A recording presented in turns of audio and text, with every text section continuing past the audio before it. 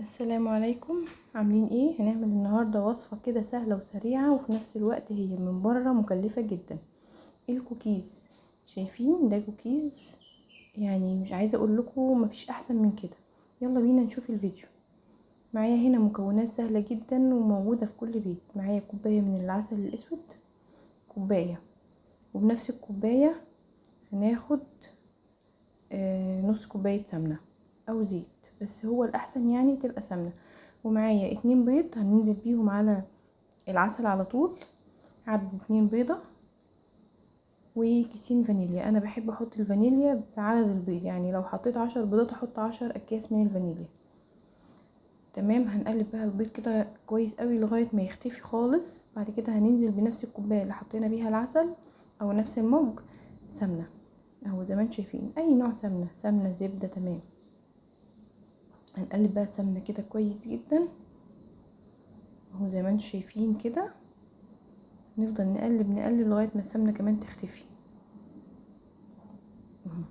كده. خلاص معايا بقى هنا كده ايه، كيلو الا ربع من الدقيق المنخول. دول بالظبط 4 كوبايات ونص، كوباية الا ربع. حطيت على الدقيق نص كيس من البيكنج باودر او معلقة كبيرة مليانة. هحط كمان رشة ملح ويبقى كده الدقيق بتاعي جاهز. هنقلب بقى ايه البيكنج باودر ورشة الملح كده مع الدقيق، وبعد كده هننزل بقى بالدقيق واحدة واحدة. بصوا انا باخد كده ببولة صغننة كده، فالدقيق كان بيدلدق مني. المهم يعني ان احنا ما ننزلش بكمية الدقيق كلها، ننزل كوباية كوباية على اساس ان احنا نعرف نقلبه.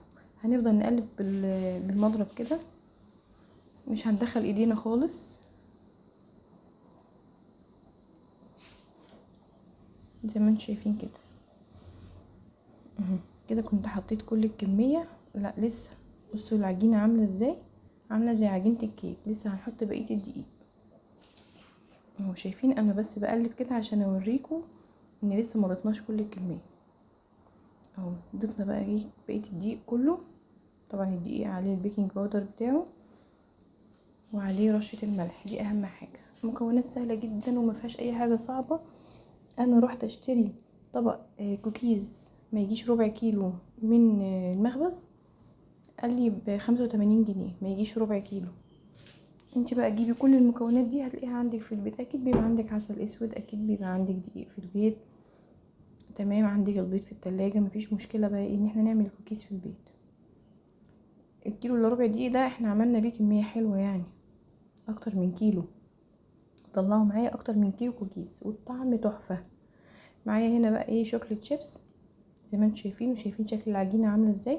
بصوا انا كنت بوريكم من شوية، يعني من لحظة، ان ده شكل العجينة ما بتزق، يعني ما بتلزقش في الايد خالص. ومش هنحتاج ان احنا ندهن السيجان خالص اللي احنا هنسوي فيها، لان العجينة واخدة الزبدة بتاعتها. شايفين ايديا عاملة ازاي. ودي المعلقة المعيارية، اصغر معلقة في المعالق المعيارية. طبعا انا باخد بيها ليه؟ عشان يبقى وحدات الكوكيز يبقى كلهم قد بعض متساويين، متبقاش واحدة كبيرة واحدة صغيرة. عندك اي فكرة تانية غير المعلقة المعيارية مفيش مشكلة، بس انا يعني اضمن ان انا بعمل بالمعلقة عشان كله يطلع مقاس واحد. بصوا انا وريتكم بقى فكرة ان انا ممكن اعمل الكورة وبعدين احطها في الشوكولات شيبس وبعدين احطها في الصاج.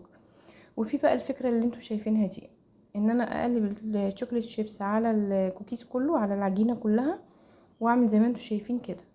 بيسيح بقى الشوكولات شيبس ده، بيسيح في جوه العجينة وهي بتستوي، بيبقى طعمه برضو تحفة. هنا بقى بعد ما استوى شايفين، بصوا بقى هو كان لسه سخن.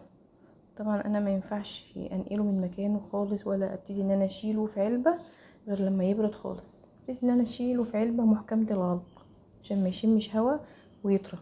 هسيبه لما يبرد خالص ويبتدي ينشف كده ويتشمع، بعد كده ابقى اشيله في علبة محكمة الغلق اهو زي ما انتم شايفين. في بقى احلى من كده واسهل من كده. يلا قومي دلوقتي اعملي لولادك الكوكيز.